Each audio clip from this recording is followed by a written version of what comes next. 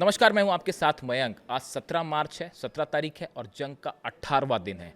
और देखिए, पिछले 24 से 48 घंटे में पूरी दुनिया में चर्चा है ईरान की डांसिंग मिसाइल की, सेजिल मिसाइल की। आपने देखा होगा कि किस तरह से सेजिल मिसाइल गिर रही हैं और बताया जा रहा है कि 24 घंटे के अंदर 30 से 35 सेजिल मिसाइल गिर चुकी हैं। लेकिन आपने सेजिल मिसाइल देखा, खुर्रमशहर 4 देखी, लेकिन अभी एंट्री होनी बाकी है ईरान की आईसीबीएम की, इंटर कॉन्टिनेंटल बैलिस्टिक मिसाइल्स की।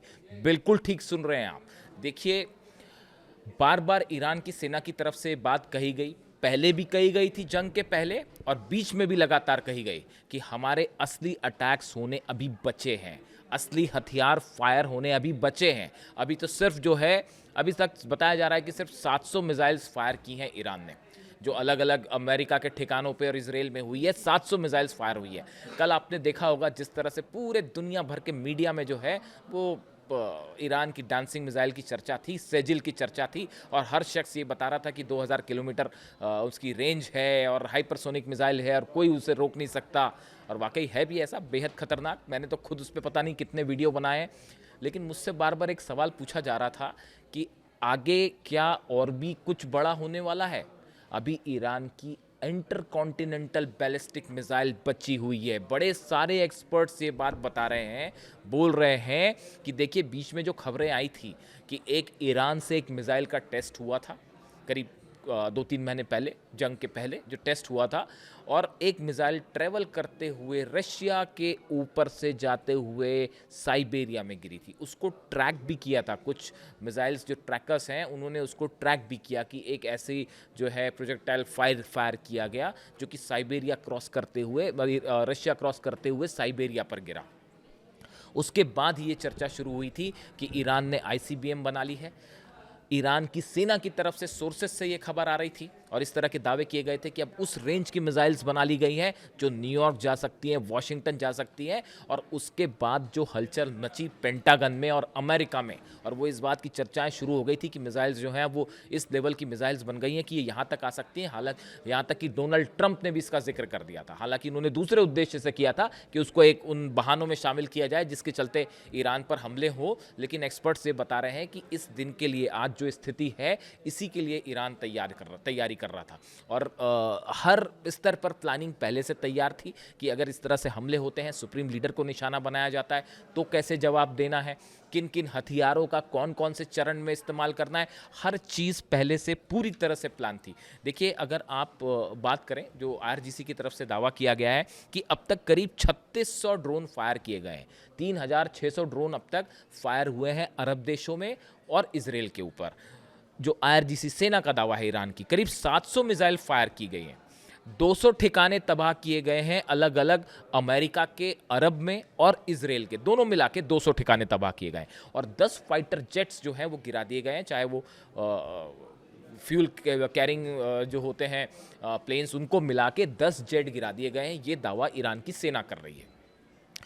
अब आप देखिए, इस तरह की बात कही जा रही है कि ईरान की मिसाइल्स ख़त्म हो गई हैं, ईरान के ड्रोन्स ख़त्म हो गए। जितनी बार ये बयान आता है डोनाल्ड ट्रंप की तरफ से, उस रात को कई गुना ज़्यादा मिसाइल्स फायर हो जाती हैं। वो खार्ग आइलैंड पर जो हमला किया, उसका बदला था। जो ये 30-35 मिसाइल्स एक बार में गिर गई इसराइल के ऊपर और भयंकर तबाही मची, वो उसका बदला था। जो यूएई पर हमले हुए, जो एयरपोर्ट के करीब ड्रोन गिर रहे हैं, 3 जो पोर्ट्स हैं दुबई के, उस पर लगातार हमले हुए, एक मिसाइल भी गिरी है बताया जा रहा है, ड्रोन से लगातार अटैक हो रहे हैं। ये सब के सब उस खार्ग आइलैंड का नतीजा था, उस खार्ग आइलैंड पर हमले करने का नतीजा था। और अब आप सुनिए आगे ईरान क्या करने की प्लानिंग कर रहा है। ईरान की तरफ से ये बात साफ कर दी गई है, ईरान की सेना की तरफ से, कि पूरे अरब देशों में अब अमेरिका की जितनी इंडस्ट्रीज़ हैं, जितने कारखाने हैं, उन सब को चुन चुन कर मिसाइल से टारगेट किया जाएगा। आपने खार्ग आइलैंड पर हमला किया, वो ऑयल सेंटर ईरान का सबसे बड़ा, जहाँ से व्यापार होता है, जहाँ शिप्स खड़े होते हैं। आपने उस कमर्शियल आइलैंड को हिट किया, नतीजा होगा यूएई में, अरब में, जॉर्डन में, बहरीन में, हर जगह जितने कमर्शियल सेंटर्स हैं अमेरिका के, उन सब को लोकेट कर कर के उन पर हमले किए जाएंगे, चाहे वो बैंक्स हों, चाहे इंडस्ट्रीज़ हों, कारखाने हों। इसी का नतीजा था यूएई पर जो हमले, क्योंकि जो प्लेन मैं आपको पिछले वीडियो में बता चुका हूँ, जो टेक ऑफ किए थे B-2 बॉम्बर्स, वो दुबई से उन्होंने टेक ऑफ किया था और उसी का ये नतीजा था। देखिए, मैं जो आपको ये बात बताऊं कि हाल ही में मेरे एक मित्र हैं जो कि यूएई से इंडिया आए, दुबई से भारत आए।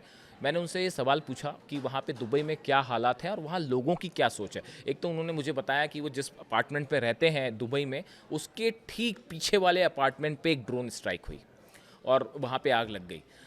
मैंने उनसे पूछा कि जो दुबई की आम जनता है, उनके मन में क्या बात है। जानते हैं उन्होंने क्या कहा? उन्होंने क्या कहा कि उन्होंने बताया कि दुबई के जितने लोग हैं, बाय एंड लार्ज अधिकांश लोग ये मानते हैं कि ईरान पर जो हमला हुआ वो गलत हुआ। ईरान पर जो स्ट्राइक की डोनाल्ड ट्रंप ने, ये बहुत बड़ी गलती थी और सुप्रीम लीडर को निशाना बनाने से दुबई के लोग भी खासे नाराज़ हैं। हालांकि आप देखिए, ये स्थिति जो है सिर्फ दुबई की नहीं है। जो आप अगर लोगों से बात करें, ये स्थिति सऊदी की भी है, यही बहरीन, जॉर्डन, सब देशों की है। जो ये देश है, यहाँ पे चाहे शिया हो चाहे सुन्नी हो, हर आदमी को ये बात इस समय खराब लगी है कि सुप्रीम लीडर को निशाना बनाया गया। लेकिन इन सब देशों की जो लीडरशिप है, जो पॉलिटिकल लीडरशिप है, वो अमेरिका के साथ है। देखिए, ये द्वंद्व हमेशा रहेगा। आप जितने मुस्लिम कंट्रीज़ देखें, अरब कंट्रीज़ देखें, उनमें सब में ये द्वंद्व बना हुआ है कि जो लीडरशिप है वो डोनाल्ड ट्रंप के साथ है और उनके बेसिस हैं अलग अलग। ईरान का भी यही कहना है कि हम आपको इसीलिए निशाना बना रहे हैं, आपके बेसिस को निशाना बना रहे हैं, क्योंकि अमेरिकन बेसिस हैं, अमेरिकन नेवी के जो अड्डे हैं, हम उनको निशाना बना रहे हैं। अमेरिकन जो इंटरेस्ट है, चाहे बैंक हो, चाहे इंडस्ट्री हो, या जो भी कमर्शियल कॉम्प्लेक्स है, हम उसको निशाना बना रहे हैं। आप अपने बेसिस का इस्तेमाल करने मत दीजिए, हम हमला नहीं करेंगे।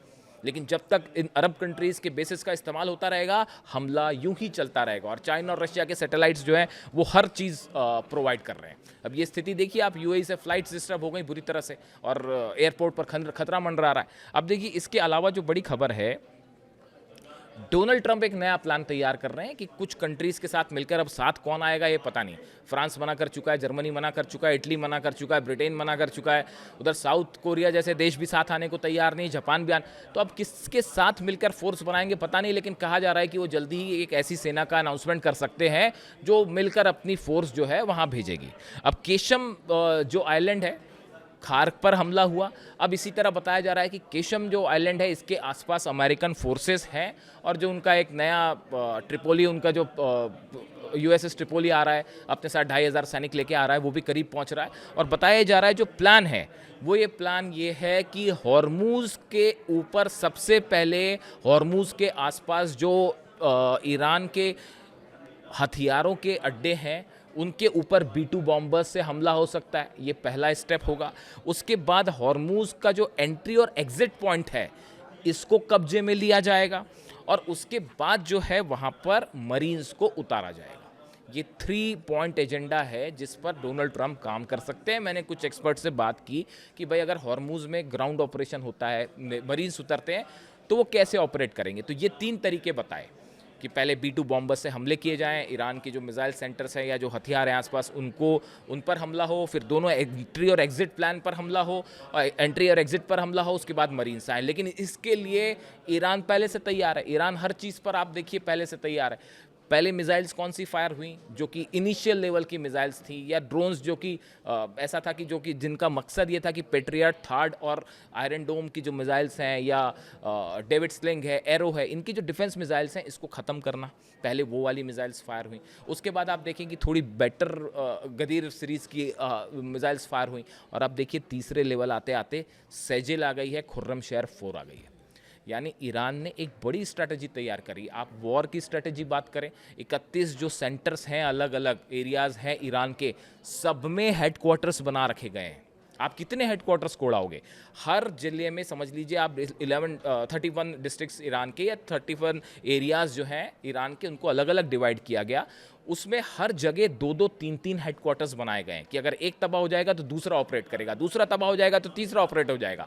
ऐसे 31 एरिया में हर जगह 3-3 हेडक्वार्टर्स बनाए हुए हैं। सबको मिसाइल्स दी जा चुकी हैं, सबको ड्रोन्स दिए जा चुके हैं और सबको कहा गया है कि आप बस अब आपको फायर करना है, स्टेज पर फायर करना है। ये भी तय कर दिया गया है कि एक दिन आपको इतने ड्रोन्स फायर करने हैं, इतनी मिसाइल्स फायर करनी है।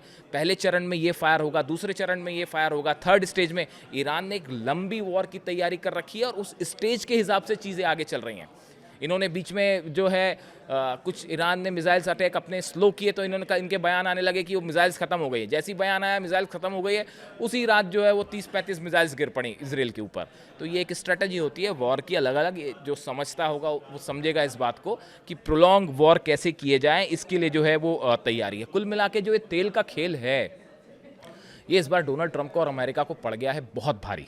और हॉर्मूज़ में बताया जा रहा है, जैसा मैंने बताया आपको, 5 से 7 हज़ार जहाज़ जो हैं वो ऑलरेडी खड़े हुए हैं। और अब एंटी माइंस, जो माइंस बिछी हुई हैं, उसको वहाँ जाके हटाना, चाइना ने भी कह दिया हम भी साथ नहीं हैं।